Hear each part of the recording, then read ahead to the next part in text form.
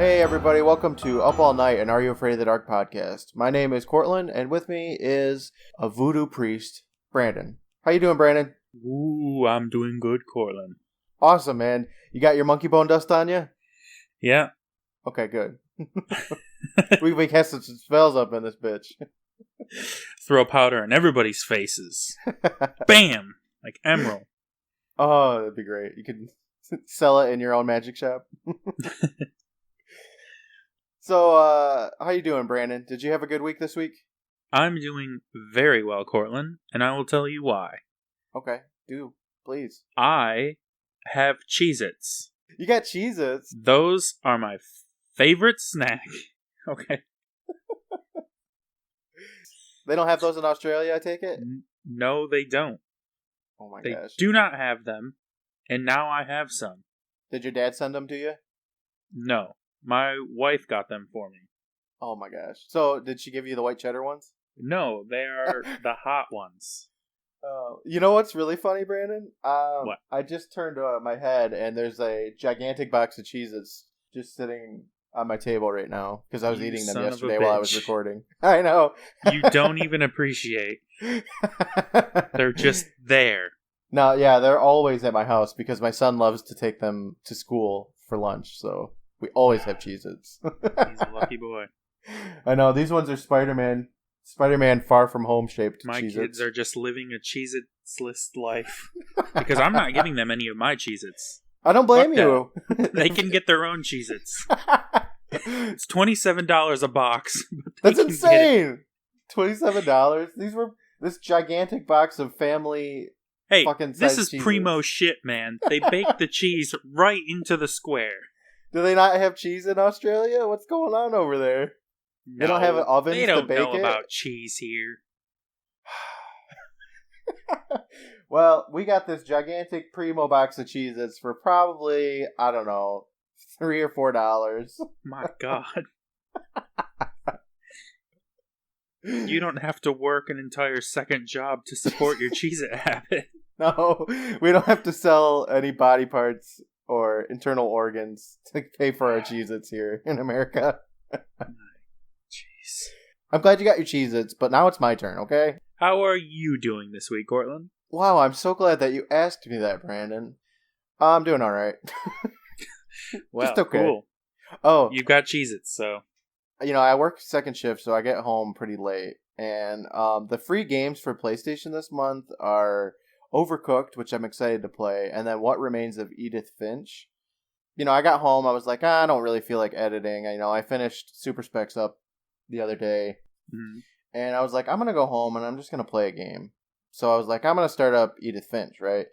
Yeah. And I started it up around, I don't know, 11:30 or something like that, and I got done at 2 o'clock in the morning. I beat the game, and it was a very nice experience. I enjoyed it. I really appreciate those kinds of shorter experiences now. I do too, but the thing, if it wasn't free, I wouldn't have bought in it. No, I wouldn't have purchased it. I demand 200-hour games for my hard-earned money, but I don't want to play 200-hour games. For a long time, I always associated my enjoyment of the game and my price per hour played to 1 hour is $1. I always did that as a kid, and that's why I think I liked RPGs so much. So if this game had been the $20, I would have gotten $10 an hour out of it. Not a great deal. No, but it was just such a fascinating game to play. I loved it. It was great. Well, it's free on PlayStation Plus, so I downloaded it after you said that you played it, and good. I'm going to play it. Yeah, definitely do. It's got this, remember when longest time ago you made me play Gone Home? Mm-hmm. It's that same sense of wonder that you get from that game, where you're exploring a house and you get fed the story bit by bit. It's a lot of fun though. I liked it. Sounds good.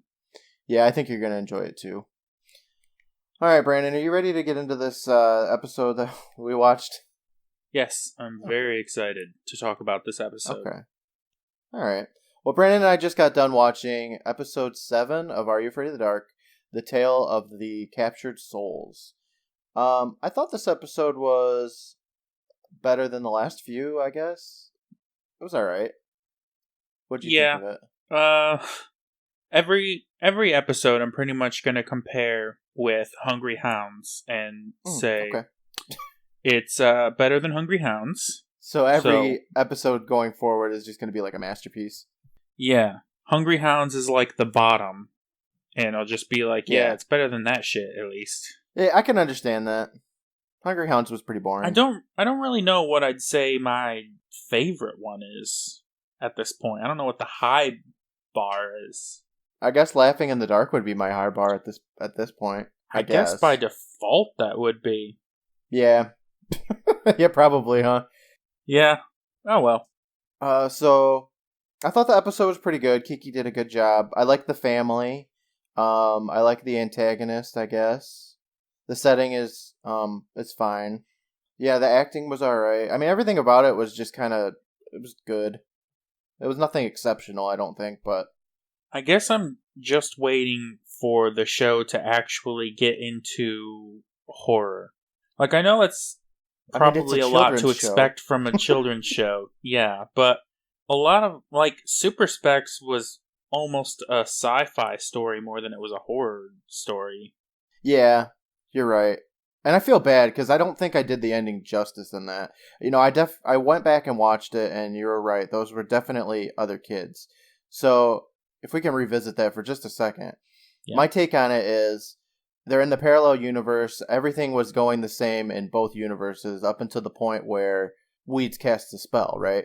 Mm-hmm. And then the girl version of Sardo in the other universe, she was just on top of the game way more than Sardo was. You know, Beth was seeing Sardo was shit. Yeah. Well, Beth was seeing her everywhere she was, you know, reading the books, studying the spells and stuff, and that's why she won in the end. I don't know. I like to think that they eventually get out of the ball and that everything turns out good for everybody, but cause I don't feel like Sardo would have been okay with just trapping people in a crystal ball for eternity, but I don't know. That was my take on it. Anyway, let's get back to the Tale of the Captured Souls. So the episode begins with Gary telling Eric his birthday, which is April 28th, which, happy late birthday, Eric. As well as exactly how old he is down to the second. He's 3 years old. We already know that. Yeah, he's not very old. I think he says he's like 5,000 days old, which I'm not going to do the math. No, you're not, Eric. Stop lying about your age. This isn't a nightclub. He's like... I mean, it could be. I mean, it's literally a club at night, but come on. So all the while, Eric just looks annoyed. He's just staring at the fire. Gary asks him what he's been doing with his time on Earth, and Eric says he's been waiting for Kiki. Which means that Gary didn't implement anything about that lateness rule he mentioned, because this is the third week in a row that someone's been late. No. Everyone's always late. Sense. But if Gary can't even show up on time, then why would he expect anyone else to? I know, that's what I thought too, because Gary was late last week. The week before that, it was Kristen. This week, it's Kiki. These people, this is their entertainment for the week. No internet, barely any video games. I mean, I guess they could be playing like Little Mermaid on the Nintendo or whatever, but this is all they got, and they're late to it. Come on, give me a break, kids. It's because they're always trying to set up dumb gimmicks and stuff. Just come and tell your story. Yeah. That's what we're all here for. Yeah, it's not like they have a camera that's like, you know, recording their moments. It's just them. Kristen asks, where'd she go? And Eric responds with, it must be nature calling. And he, like, smiles at his own joke, and then a camera flashes him right in the eyes. And each kid is shown turning their heads and getting blinded by a camera's flash. Blasted in the face with some light. It's pretty funny, because, like, they all just, like, turn their head, and then camera flashes right in their eyeballs. Except for David, because nobody wants this picture. No, he's not worth the film.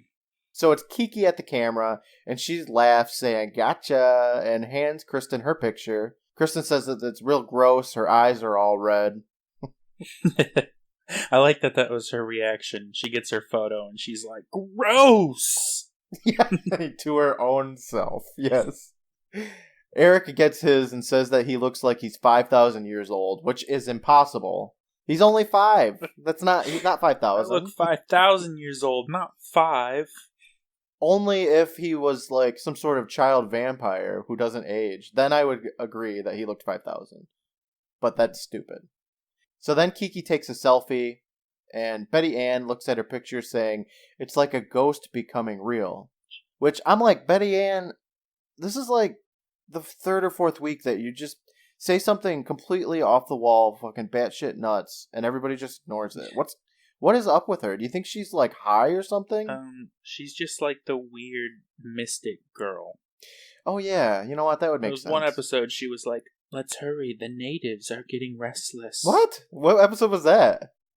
I don't remember, but I remember her saying that and thinking, that's weird. That is weird. I don't even remember that. And I remember everything, yeah. Brandon. And no one responded to it then either. They're just like, oh, that's Betty Ann's shit. Let's keep going. Yeah, it's like at least once an episode, she says something completely ridiculous and everybody ignores it. I mean, she's still probably like my favorite, maybe, but... Oh, she's definitely the best one. She's crazy.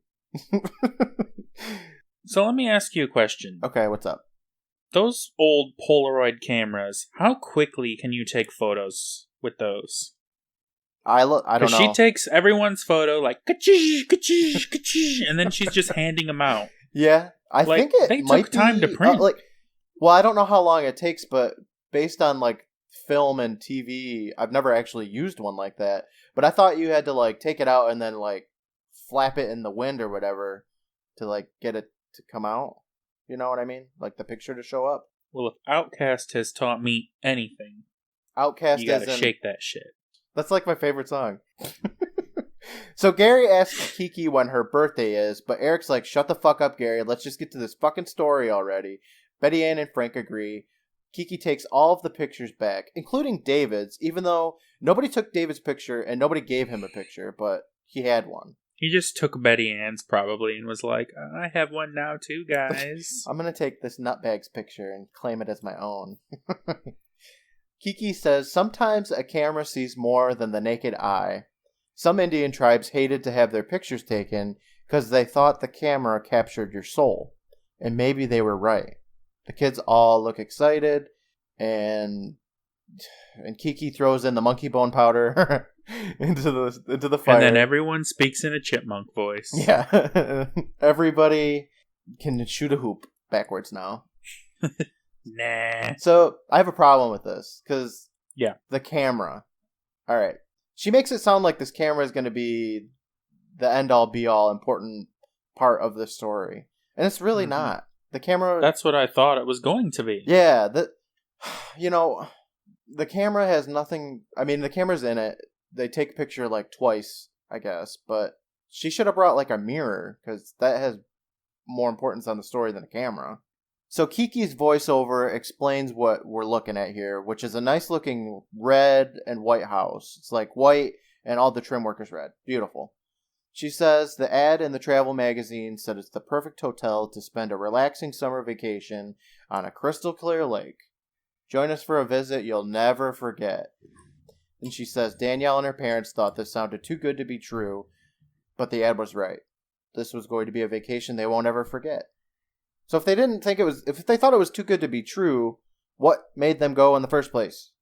Like they're just like, gotta see that with my own eyes to make a clear judgment call on if this is too good to be true or not. What? It's by a lake? Impossible.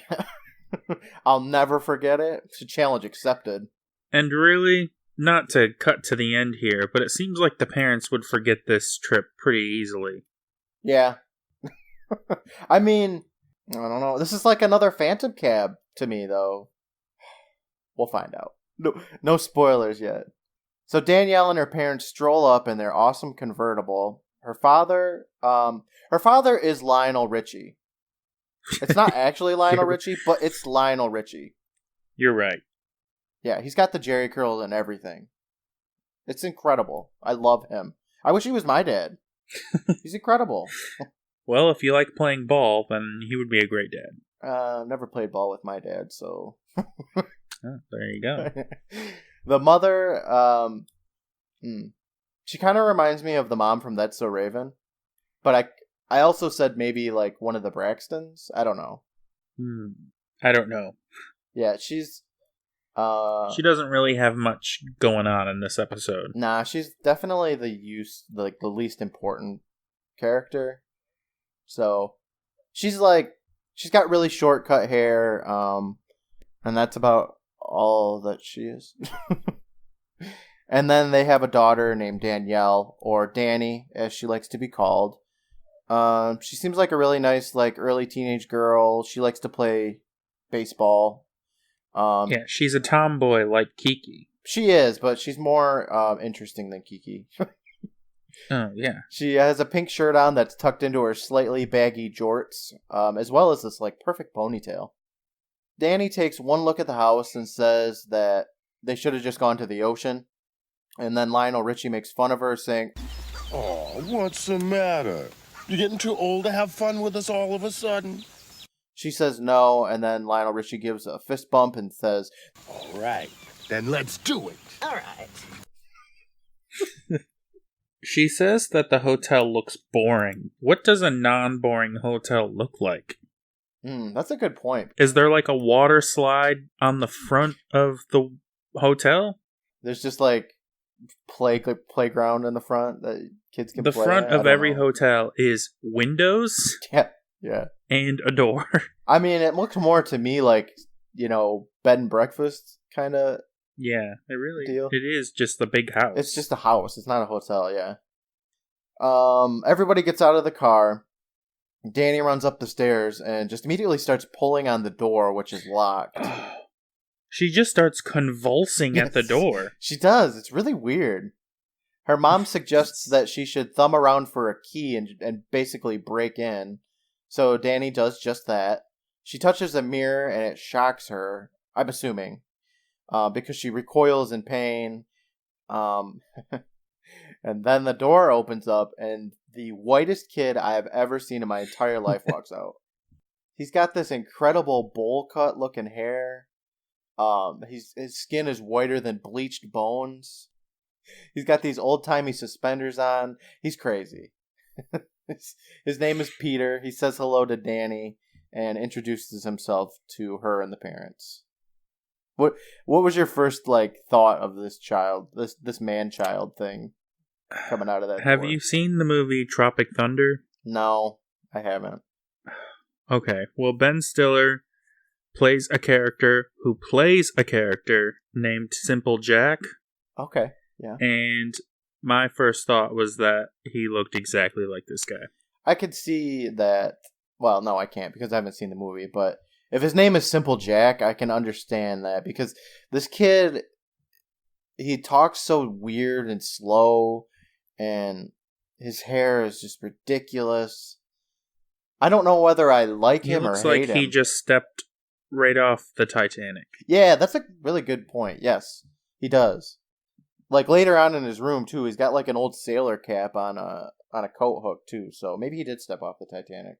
So Peter shakes hands with each person, and Lionel and Mrs. Baxter ask if his parents are the innkeepers here, which he ignores. And then Peter scoops up their belongings and shuffles into the house. Overall, I'd said he's not very energetic. He's a little bit creepy, blindingly white, and that's about all I had to say about him so far. He's just kind of unsettling all the time. The way he talks. Yeah. He just talks in a very soft, monotone voice. Yeah. To everyone, and it's like, dude, just stop doing that. I guess that's the point of the character, which... You're in the hospitality business.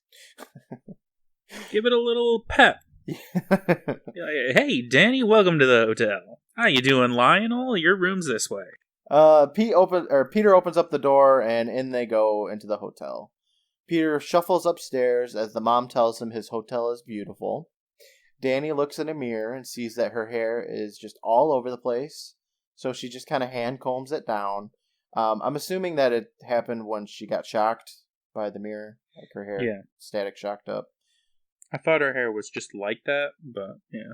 It was hard for me to tell, because it kind of looks like it got windswept or something, and they were in a convertible after all, so who knows. Her parents laugh at her, though. Yeah, Her parents kind of just don't care about anything that happens to her. No, not really. Not at all, actually. They just are... They're on vacation. They're checked out. Peter lets them know... You're in luck. We have no other guests this week. You have the place to yourselves. Which is terrible business practice, but I'm not in the hospitality biz. So Danny and the parents are going to have this place to themselves. Mom and Dad walk into a room with some red walls, which that red on the walls is like the exact same color that I painted one of the walls in my living room. Oh, yeah? Yeah, so I guess I'm hip to the 1991 groove. Alright, just put some mirrors up in there. Oh, yeah. I don't have any mirrors up in here yet. I don't have anything on my walls, actually. God. I haven't even unpacked most of my house. I should get on that. Peter brings up the suitcase and says he hopes the room is to their liking. Danny then asks why there's just a bunch of mirrors all over the wall. And he says, oh, that's where we keep our bets. Yeah, and one of them's just a crystal ball with three people in it screaming.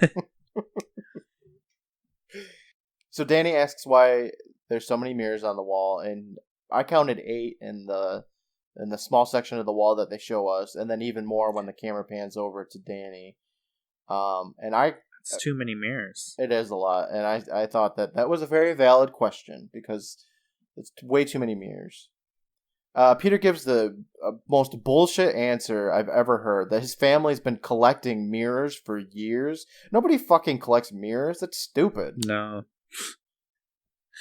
That's like the fucking end of Enter the Dragon in there. It's like a fun house.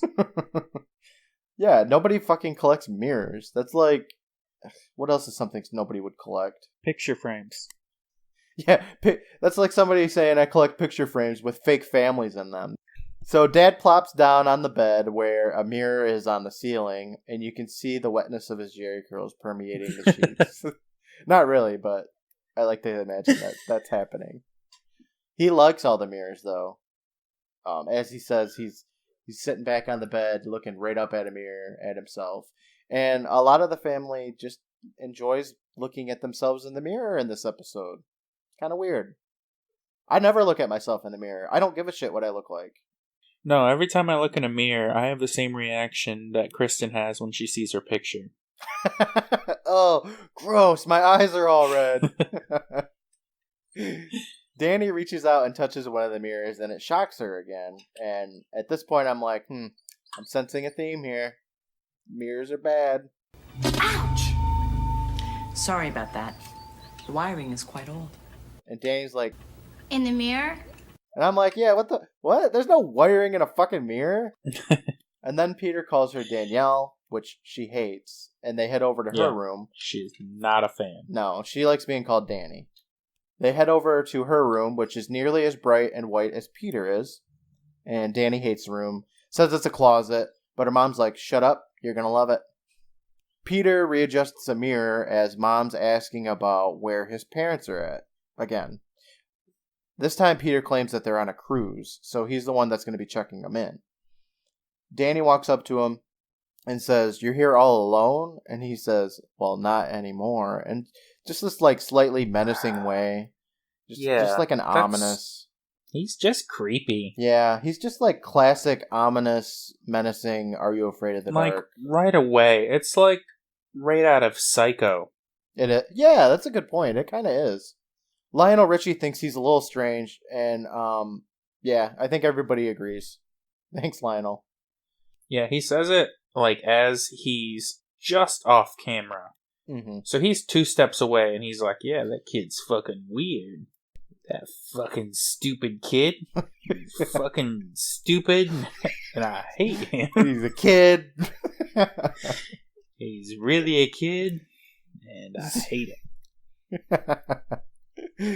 The next scene shows us Danny. She's playing catch with her dad in the yard. It shows this not crystal clear lake, but it looks nice, I guess. As well as it's lake-ish. Yeah, it's typical lake. There's also a pool that they never go swimming in, which is really disappointing. But, you know, it's really cold up in Canada like 9 months out of the year, so I guess it's probably pretty chilly. There's some nice sweeping camera work here. The camera pans around Danny, and then it shows Peter, who's just sitting on the steps watching them, watching Danny and her dad play ball. He likes to watch. He does. He's a creeper. He tells Danielle she has a great arm, and she says thanks, but don't call me Danielle, which is just happens all the fucking time in this episode, but that's okay. It's not nearly as much as when Mary Beth puts on the glasses and takes off the glasses, so I'll let it slide. Lionel Richie invites Peter to play with them, and absolutely no surprise here, he says he's not much of a sportsman. Huh. Yeah, right? This slow, lethargic man-child is not a sportsman. Who knew? Yeah, that Lionel Richie essentially forces Peter to play. Yeah, he commands him to pick up a glove. Peter, get your stupid ass over here. It's like, I hate you, but we can play some ball. Lionel Richie commands him to play, and so he does. He misses the ball, of course, and he runs over to go find it. Danny tells her dad that she thought this was supposed to be our vacation, and that we should just forget this geek. And Lionel Richie's like, nah, it'll be fun to have somebody else to play ball with. And then the camera looks over at Peter, and he's just struggling to find the ball. Eventually he does, and he gives the worst throw ever back. It's pretty much straight into the ground. And the ball just kind of rolls over to Danny and Lionel Richie. But Danny picks it up and gives her dad a look, and he's like, well, maybe not. As Peter is probably not that far from them. He doesn't give a shit if Peter can hear him. He doesn't. He's Lionel Richie. Who the hell are you? Yeah, he's up there dancing on the ceiling, okay? He doesn't give no shits about Peter. He will talk shit about Peter all night long.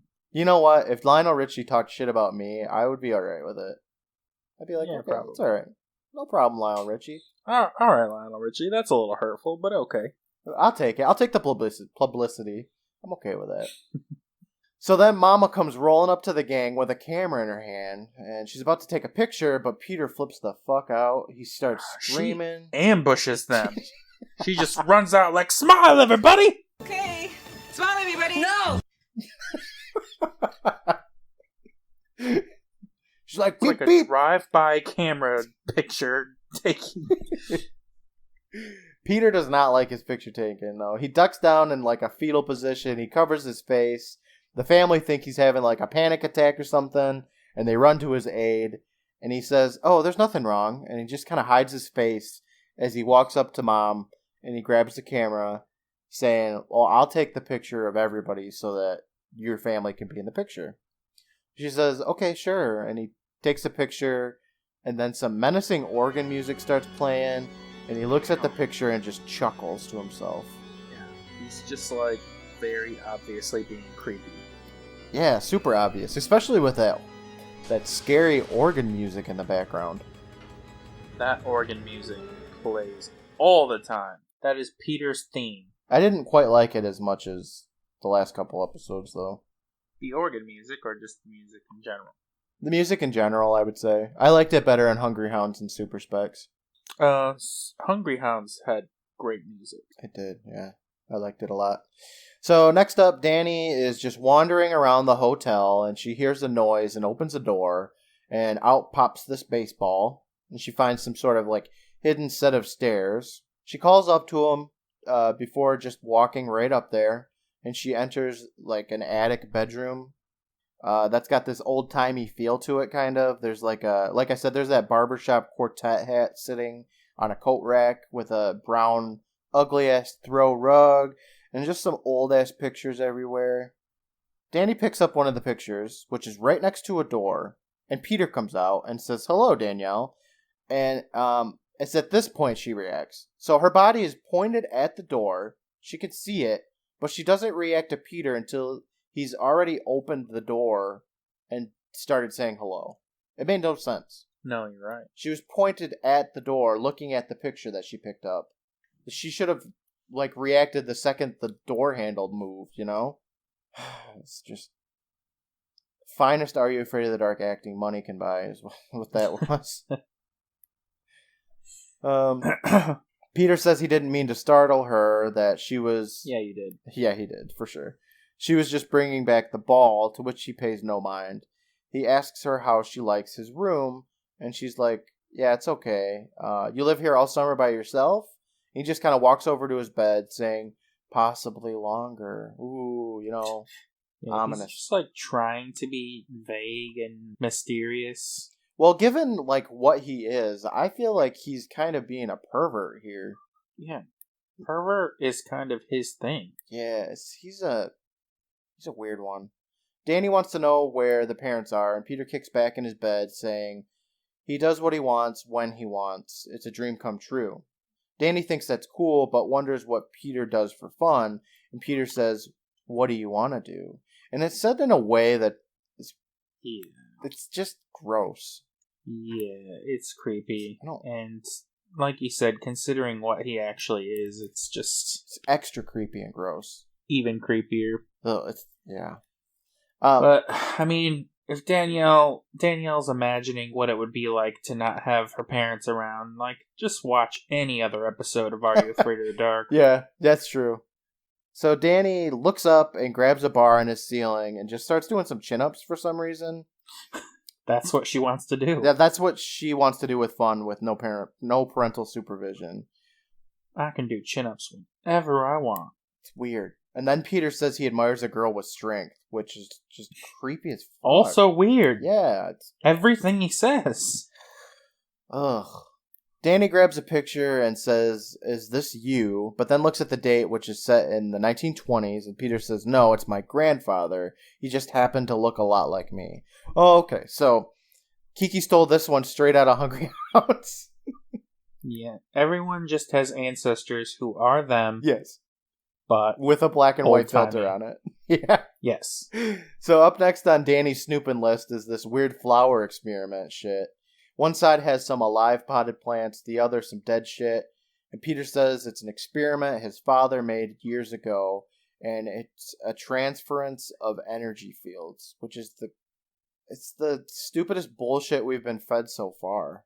Yeah, and it's just like in the last episode they used monkey bone powder dust. This is some sciencey sounding kind of words strung together. Yeah, like what the fuck are you talking about, Kiki? It's the time continuum fluctuation capacitor. Yeah, right. So it kills roses so that the geraniums can live. He says it's natural selection with a little help. So it's not natural selection at all. No.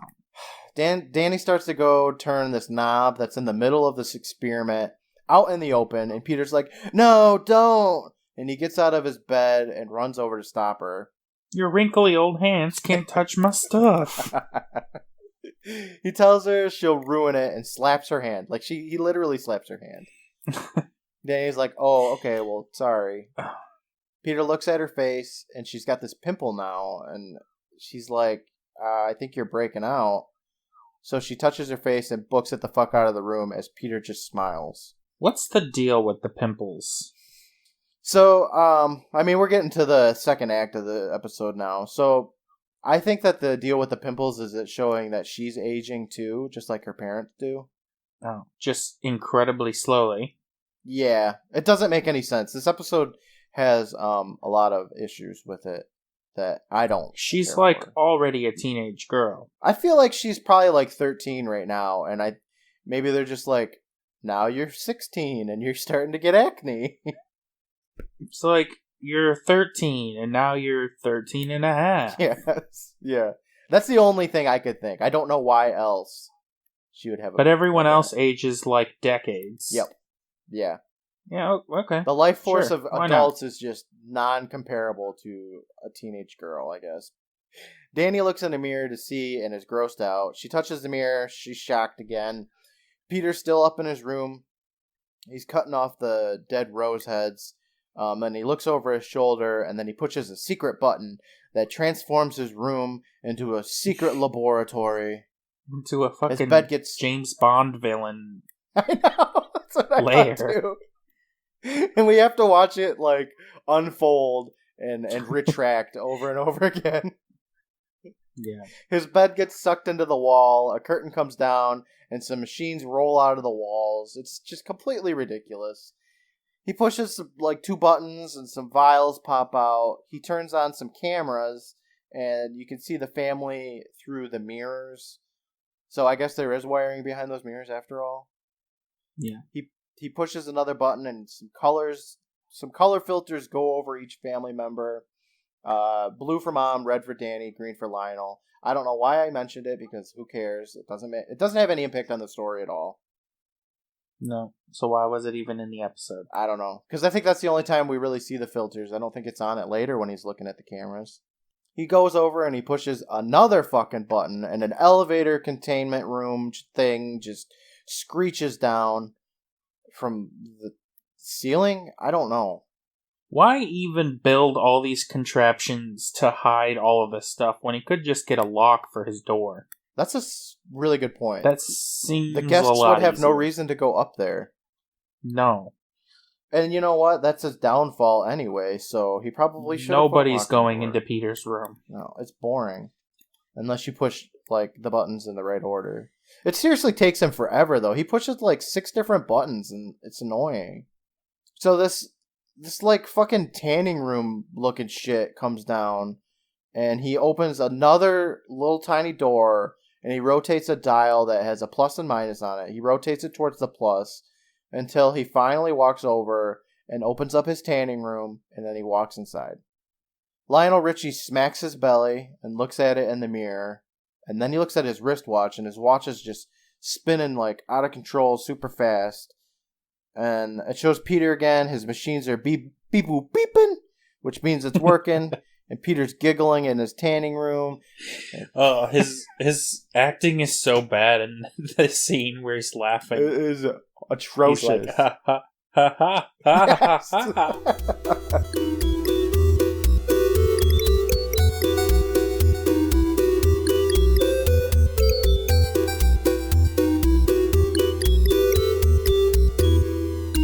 Hey there, everybody. Courtland here, your best buddy and your photographer of choice. Thank you so much for taking a listen to our 7th episode covering the tale of the captured souls. I hope you guys are enjoying it because I had a whole lot of fun doing all of the editing and recording for this episode. It was hilarious. I had such a good time with this one. I do have an announcement to make this episode as well.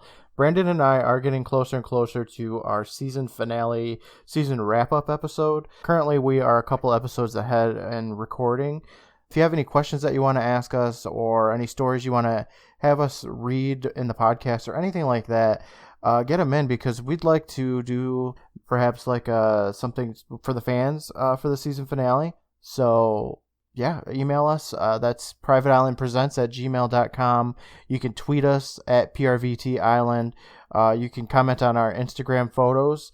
That's at PrivateIslandPresents on Instagram.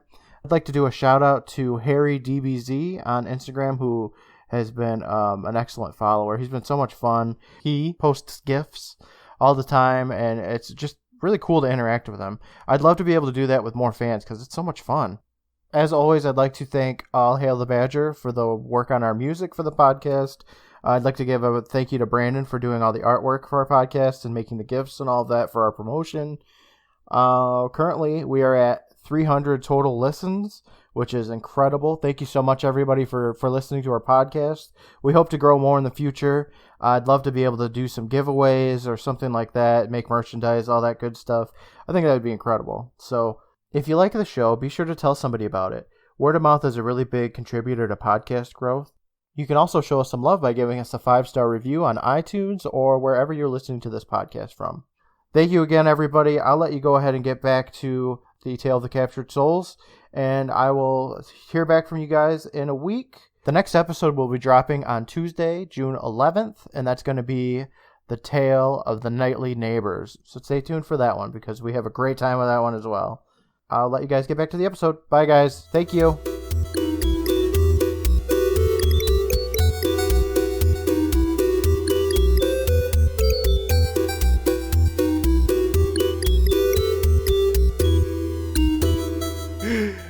Then it cuts back over to Lionel Richie again, who has some gray hairs, and he's like, "The fuck?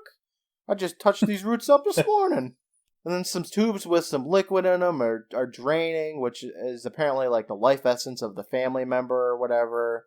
And then a blue tube fills, which would, I guess, be like Peter's life essence. Basically, he's sucking the life out of these people. Mm-hmm. He's sucking, like, the age out of them. He's sucking their juices. Yes, it's gross. Their life juices. And he's, like, bathing in them in his own personal tanning bed room. It's pretty gross. It's, okay, so what I'm getting out of this is it's trying to tell us that the more that the family looks in the mirrors, the more their life energy gets sucked out of them, right? Yeah. Because at first I was like, oh, it's happening when Danny touches the mirrors. But I think that's just trying to show us that there's cameras in them. Like a little foreshadowing.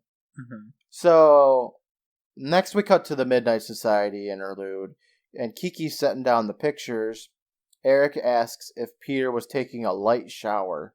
Like a shower of light, I suppose. And David wants to know why he didn't want his picture taken. Kristen says maybe he's afraid of what the family would see, and then Gary says, well, what about the cylinders? There's mirrors in there. And Kiki says, exactly, mirrors, just like in the rest of the house.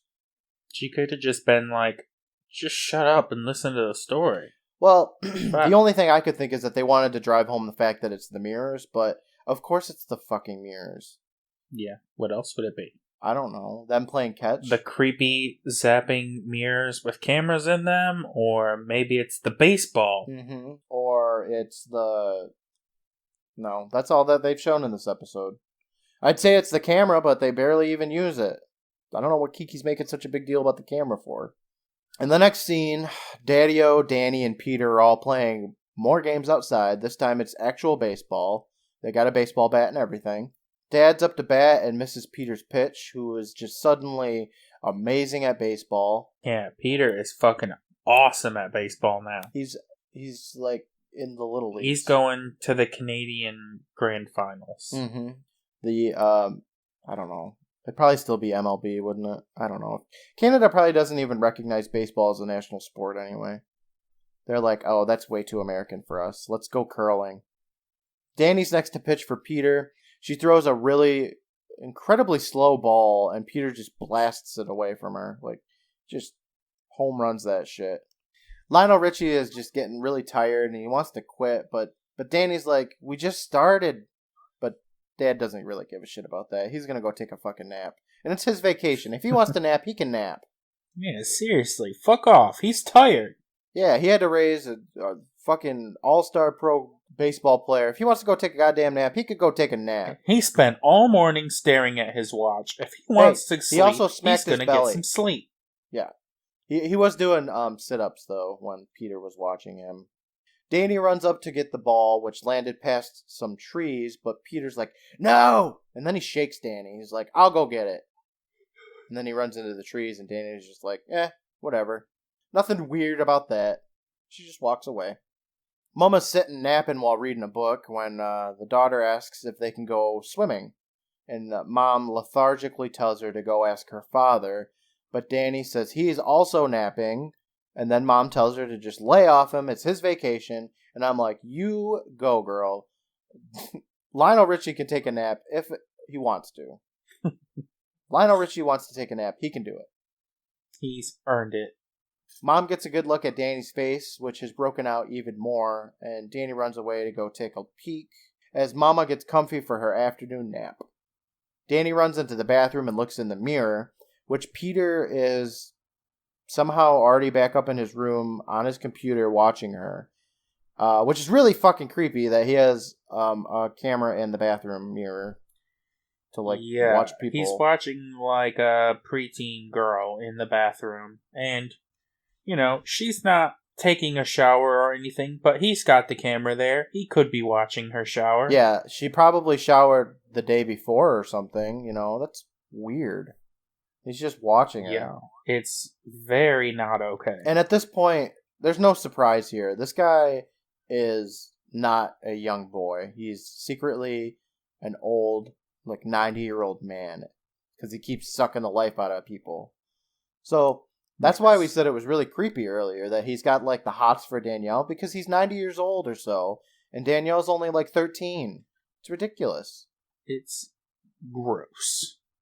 Super gross. So at this point, she's looking at the bathroom mirror. Peter's looking at her through the what do I want to call it? Is it a camera? Yeah, I guess it is a camera, isn't it? Yeah.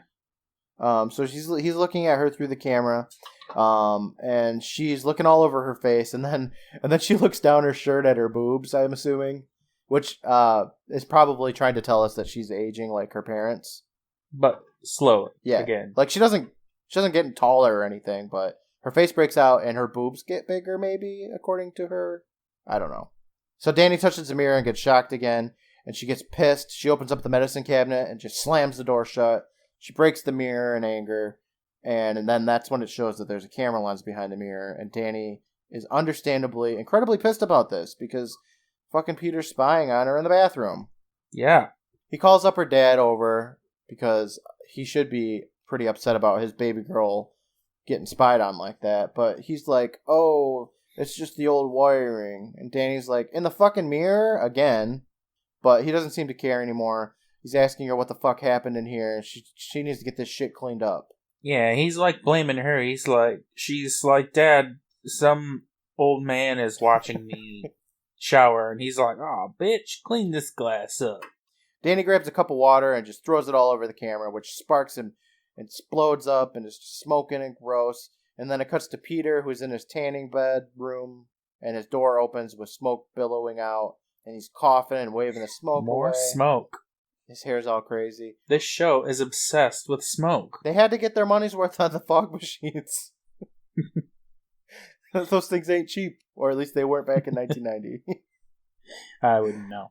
Halloween City, I think like a good one was like $80. So I don't know if that would be more expensive back then or less. I couldn't tell you. A Sega Genesis game was like $60. So I'm assuming it would have been like $80 in that money, which would be like $150 are now money. I don't know. Times that by Australia, it gets crazy. The scene shifts to the other side of the trees, back where Peter told Danny not to go. So this is where Peter blasted that baseball through the trees. That's where Danny's at right now. She's exploring. Yeah. She hears some like snapped tree branch or something, and she thinks it's Peter. Of course, there's only like 2 characters in this whole episode. You know, thinking back though, that tree branch snapping shit, what was the point of that? I don't know. Because it turns out to be nobody. She goes there and then she just kind of leaves, so I don't know. I don't know what they were doing there. Anyway. Just a little jump scare, I guess. Like the most mini jump scare ever, I guess. I don't know. So she stumbles upon this episode doesn't have any other scares. It's got to take him when it could get him. Yeah, I don't know. You're right. This isn't a scary episode at all. So Danny stumbles upon a mini cemetery with a bunch of gravestones. The first is for Peter himself. Well, we assume it just says Peter and whatever his last name was. He said he's like the third or something. He did say that, and I think the tombstone does say Peter blah blah blah the third. It says born 1907, no death date. And the next she sees a set of grave markers. One looks like a little boy, the other like a girl, and there's a bunch of check marks on each one of them. The kid-shaped one has 34 check marks, the girl's has 15, and Danny's just like, I wonder what that is. And that's all she does for now, because she goes back into the house again. She's got her gloves on, and she's taking down the mirrors in the house. Her mom walks in wondering what she's doing, and she's all old now. As she looks in the mirror, Danny's like, no, we gotta leave. Don't look in the mirrors. And then her dad walks in, and he's all old and sloppy, and the parents get super tired, and they gotta lay down for a nap. Both the parents are dressed in, like, drab old people clothes. Yeah. No colors when they came in wearing hip, stylish clothes. Yes. So, did they pack those old people clothes? I like to think that they did, yes. They just, like, went to town. Just ready for any occasion. Yeah. And here's if we turn into old people, honey. Make sure you pack my old man shirt. I'm gonna need that. Danny walks upstairs to Peter's room. Peter's not up there, so Danny looks at his pictures again, and she says he's very weird, which, yeah, we know. Then she sees his secret button. She presses it, revealing his laboratory again. So we gotta watch all that shit come out of the walls again, and it's boring. And the organ music plays. Yep. And it plays every time anyone hits that button. So is it just part of the button? I hope so. You hit the button and it just blasts out of some speaker somewhere? Yeah, well, Peter's got to get in the mood while he's sucking the life out of people. Mostly children. So she looks all around at that shit that's all unleashed. And she touches a few more buttons here and there until she sees the cameras. She doesn't seem very concerned. No! Like, she's not like, oh, what is this shit? What the She's fuck? just like, oh. She's like, oh, yeah. Wow, okay, so there's some buttons. She's just stuff. like, boop, beep, buttons. You know, gotta push a couple here and there. So, she looks in the cameras and she can see an old man who is with her parents, and Danny wonders who it is. But then she just goes back and pushes, like, the secret button again, and she puts the room back to normal for some reason. Yeah. I don't know why. Maybe so we can see the room get unleashed again, maybe? I don't know. She runs downstairs to see who the old man was. Mom and Dad are sipping some tea, saying how the air makes them tired or whatever. Just another excuse to take a fucking nap. And then Peter turns over in the chair, and it shows that he was the old man. And Danny runs away as Peter offers her some tea. And he's smiling, and it's super, super scary. That's the scary part of the whole show. He's an old man the whole time. He's just creepy. Danny runs outside, and she grabs a bag on her way to the graveyard she found earlier. She looks at those grave sticks again. She counts 21 men, 15 women, 34 kids. And then there's even one for a dog. 10 fucking dogs.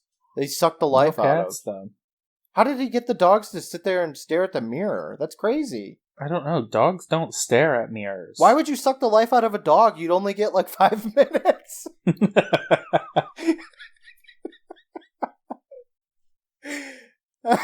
Such a waste of a dog.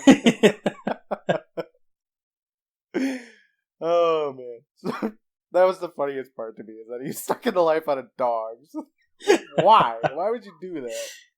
Suck the life out of June bugs. Mayflies. Oh, my God. So... okay, I'm good. Peter pops up.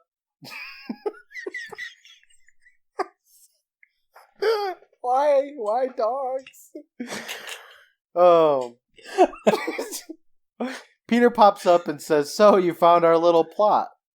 And I was like, "Funeral plot or the plot of this episode?" I hope somebody finds the plot here. Danny asks him who he is and what he's doing to us, and Peter says she was right, that it was all done with the mirrors, and she was a clever girl to avoid them.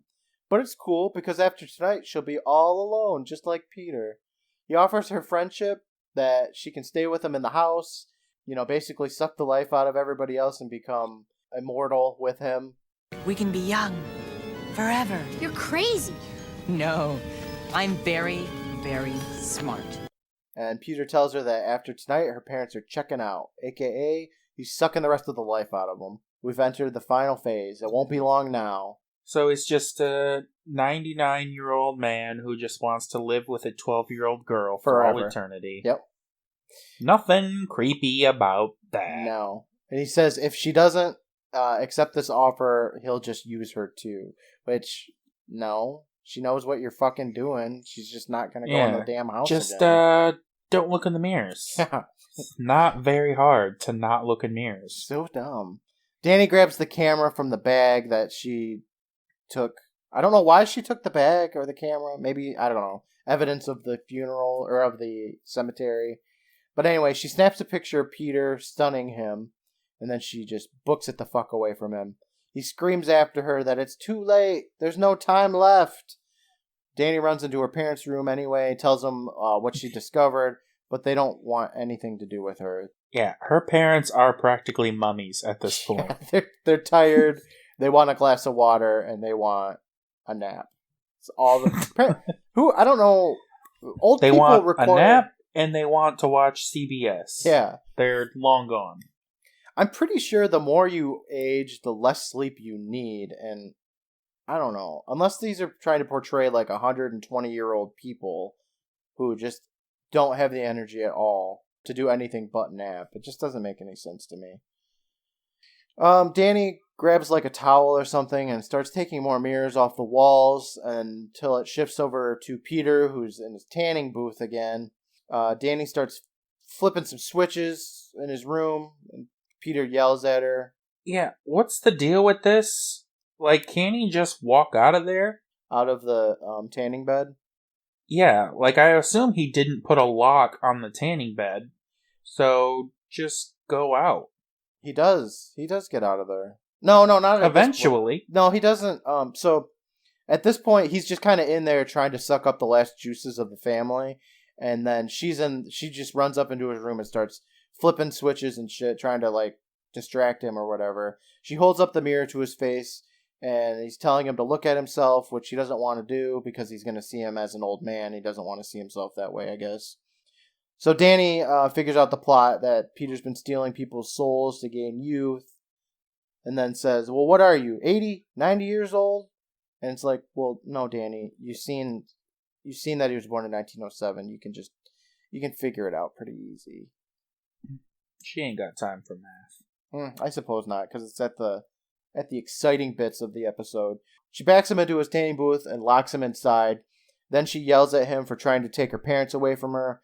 She opens up the little door switch that has the dials with the plus and minus on it. How does she lock him inside? I don't know. It shows her like turning the handle to lock it though. Why would he build a lock on his secret tanning booth in his secret room? I don't know. That's a good question. Like, he'll put a lock on that, but he won't put a lock on his door to get up there. He's not very, very smart like he thinks he is. No. Maybe he just likes the thrill of, oh man, I could be discovered at any moment, you know? If they just push that button, they're going to fucking find out I'm a creeper. A lot of creepy perverts are like that. That's true. It's like a very common, psychopath trait. And this guy he clearly fits the bill. I mean, he kills a ton of kids, fucking just dogs. Will somebody please think of the dogs? He's killed 34 kids, 21 men, 15 women, and 10 dogs, and nobody has shut this shit down. Like, people go here, they spend their credit card, there's like a paper trail to this hotel, and they never come home, and nobody ever questions it. There's a graveyard of these people like 10 feet from the fucking hotel, and nobody ever shut this shit down. No. You either die at the hotel, or you die in Vink's cottage. Yeah, and nobody Canada's knows. just a very dangerous place. I Too many unsolved murders, not enough police officers. Yeah, there's 14,000 in the Saskatchewan forest, and there's another, I don't even want to do the math here, because there's, odd numbers and stuff. But 15 dogs, yes. Yeah, 10 dogs. Okay, so I don't know where Danny found the plus and minus button. Like, she flipped open the little thing, and she found it right away. Like, she knew it was there the whole time, even though when she was rummaging around before, she didn't find it, but whatever. She flips it from the plus to the minus. Well, you messed with the wrong girl, Petey boy. Stuff starts sparking. The vials of liquid with her parents' goo in there goes up as Peter's goes down. And she runs out just as Peter steps out of the tanning booth with his hair all white. Danny runs back to her parents, who are back to normal, and tells them, we gotta get out of here. She explains that she stopped Peter, but the parents are all like, huh? And she's just like, never mind, let's go, let's pack up, we gotta get out of here. So they pack up their convertible, and they're outside now. And Peter is in the house. He's behind, like, a curtain or whatever, and he's calling to Danny. He's this old man now, and he talks to her through the window. He tells her goodbye, and that, this part's really fucking weird. He tells her goodbye, and he says that he's going out back now to join his family. So, I take it he's just gonna kill himself? Like, yeah, I guess. Just fall asleep underground. He's going back out to the back, and he's gonna kill himself in that little cemetery. That's what I got out of it. He's old. He'll probably just die on the way out there. I suppose, yeah. He's only like 90, though. People live to be older than 90 nowadays. He needs more dogs. He's using up the last bit of dog juices to get himself to the cemetery before he just keels over. Yeah. Peter tells Danny to enjoy her youth while she can, and then the dad asks who that was. Danny's like, oh, it was no one. And then Mama finds a picture of old man Peter, and Danny's like, yeah, that looks like some sloppy old man, whatever. And then they get in their convertible and they drive away. Kiki's voiceover lets us know that Danny never told her parents about the true story of Peter, that they were safe and Peter wasn't going to hurt anyone again. And that's all that matters. Except for the families that never got any fucking closure. That's 34 children that this old man killed, and whose parents just doesn't add up, you know.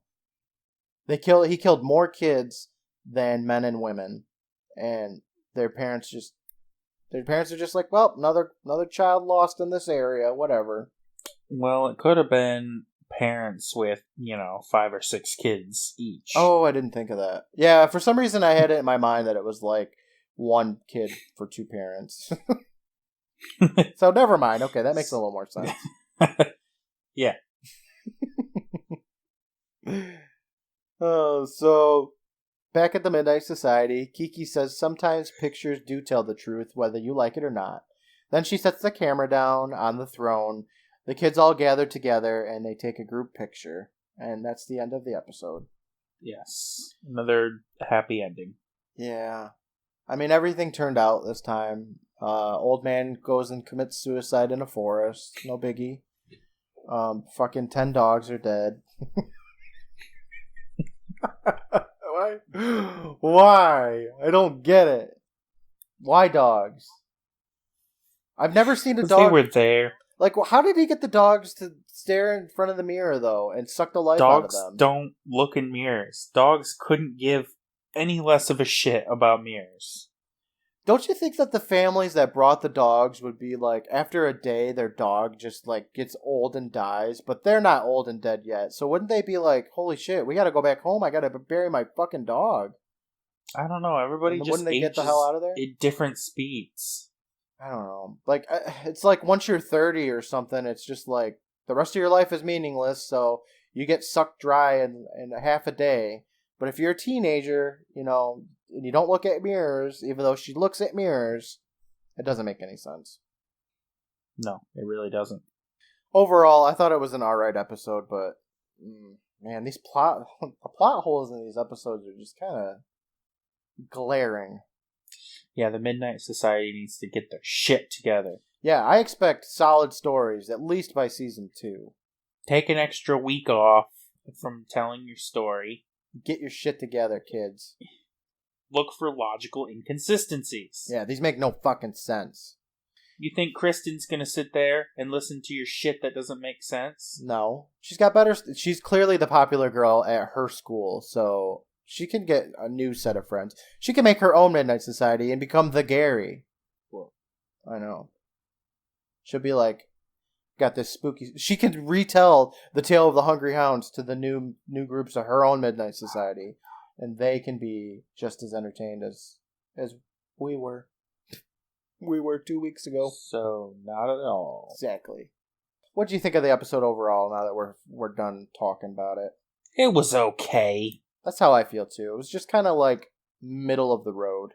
Better than Hungry Hounds and Phantom Cab, but not quite as good as Laughing in the Dark and Lonely Ghosts, I'd say. Yeah, I guess. It's kind of like Twisted Claw in the fact. I don't know, I got more entertainment out of Twisted Claw, but that's just because... Well, I Bostic forgot was in there. Twisted Claw existed until you just You said forgot about Bostic? He won the 600. Kind of. Well, after everything went right. He didn't, but yeah. Okay. We didn't watch him win it, but he did win it at the end. That's how I feel about the episode. Just middle of the ground. It was alright. I didn't like Peter. Nah. I don't know if it was the actor or what he had to do. I don't know. I didn't look and see if I think he it was in his anything. hair. It was his hair, yeah. I just couldn't stand his hair. It was so stupid. Was that a style of hair back in, like, the 20s? I hope not. I mean, I guess it might have been, because you said he looked like he came out of the Titanic, and I agreed with you, so it must have been just the styling of hair, and he just decided not to change it. That was the style of the time. He was like, I'm from the 20s and I'm going to hide it, but also show it proudly. I'm not going to conform to any other style of hair or suspenders or nothing. And that's what Peter did. The Tale of the Captured Souls. I don't think that name was very fitting for this episode at all. And I didn't think that Kiki with her camera was very fitting either. She should have had a mirror. What do you think are some good alternate titles we could give this episode? The Tale of the Sex Criminal. Oh my gosh, right? The Tale of the Creepy Bowl Cut. The Tale of the Dead Dogs. No. The Tale of the Siphoned Life. That actually works pretty well. Yeah, I thought so too. It probably like something about like Life Force or something. It should have been what it was called instead of Captured Souls. Did you notice during the episode that white flashes went off? As in, like, just randomly in the scenes? No, I didn't even notice that. Yeah, like kind of like odd, like camera flashes or something. Yeah, like the screen would just go white for a split second, like a camera flash, but there was no camera. No, I didn't notice. It happened during the whole episode.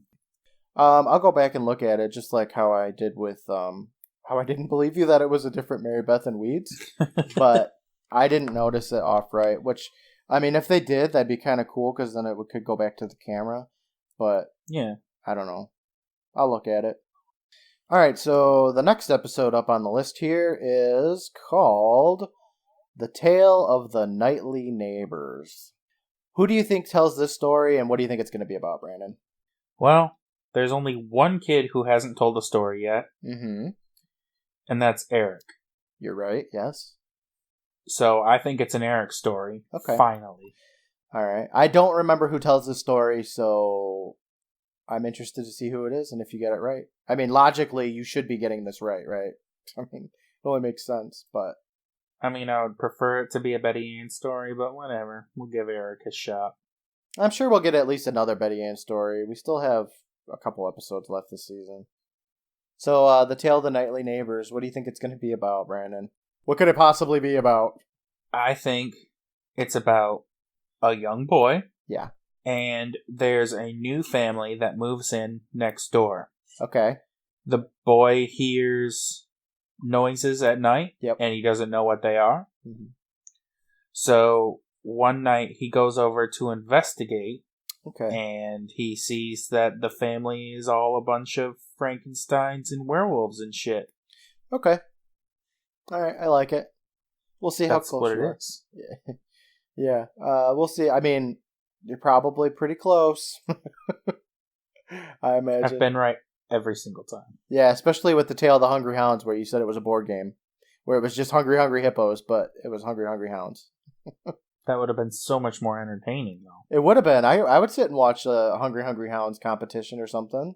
I'd be all right with that. All right. Well, I've been up all night, Brandon. I'm tired. I think I'm gonna get some sleep. That sounds good. Yeah. Well, I'll talk to you next week then. I'm going to bed. Good night, Brandon. All right. Good night. Bye. Bye.